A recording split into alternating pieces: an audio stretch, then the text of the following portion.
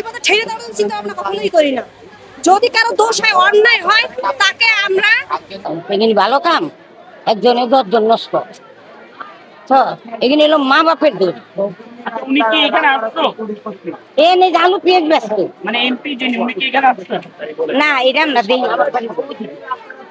ওদিক এমপি সাহেব ভাই এখানে থাকতেন এখানে যখন বাধা তাই তো এখানে হুনি মানে আমি আগে নেব।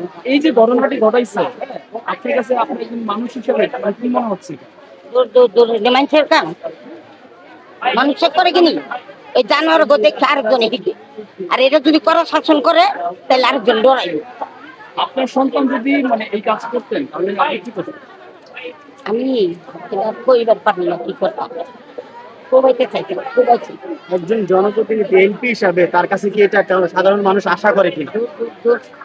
খেলা ওনারা তো বলে ধর্মীয় দল জামায়াত ইসলামী ইসলামী দল, জামায়াত ইসলামী বলে আসলে যে মানে ইসলাম বিরোধী কাজগুলা করছে আসলে গিন্না গিন্না জি গিন্না করো বাবা, আমি গিন্না করো শুনি উনি কি না না না না না না ঠিক এর থেকে গিন্নার আমি মনে করি নাই। কতদিন ধরে আপনারা আন্দোলন করছিলেন?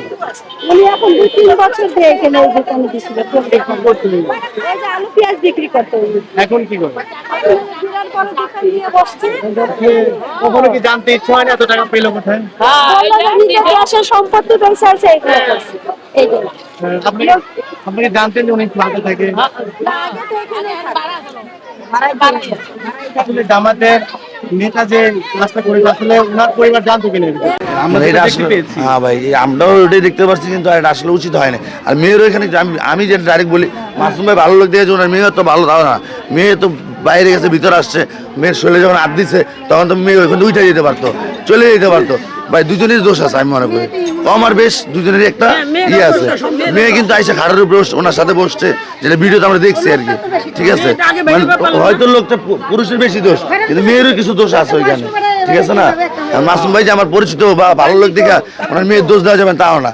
আমরা যেটা দেখছি মেয়েও কিন্তু ওই রুমে আইসে ওনার পাশে বসে কথাবার্তা বলতেছে, মানে আমার যখন শরীরে হাত দিতেছে তখন সরে যাক, উঠে যাক, ঠিক না। তারপরে এই ঘটনা ঘটার পরে কিন্তু মেয়ে এবং মাসুম সাহেব তারা আসলে একটি বিবৃতি দিয়েছেন, তারা নিজেরাই ভিডিও করে যে আমার মেয়ে বিবাহ হয়েছে এবং ইনি হচ্ছেন ওই যে এমপি দ্বিতীয় স্ত্রী। ওই ধরনের ভাই এখনো পর্যন্ত আমরা ওরকম কিছু পাইনি, কথা বুঝতে পারছেন।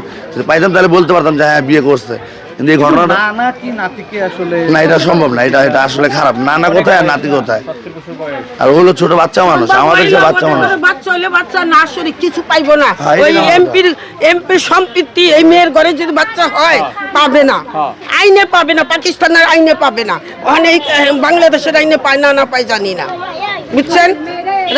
কোর্ট কাছারি রাসাবাজারে একজনে বিয়া করছে, নাতিন বিয়া করছিল, মানে বঞ্জির ঘরের নাতিন, তার ঘরে একটা বাচ্চা হয়েছে, সেই বাচ্চা কিচ্ছু পায়নি, সব ভাগনারা বোনের পোলারা ভাইয়ের পোলারা পাইছে।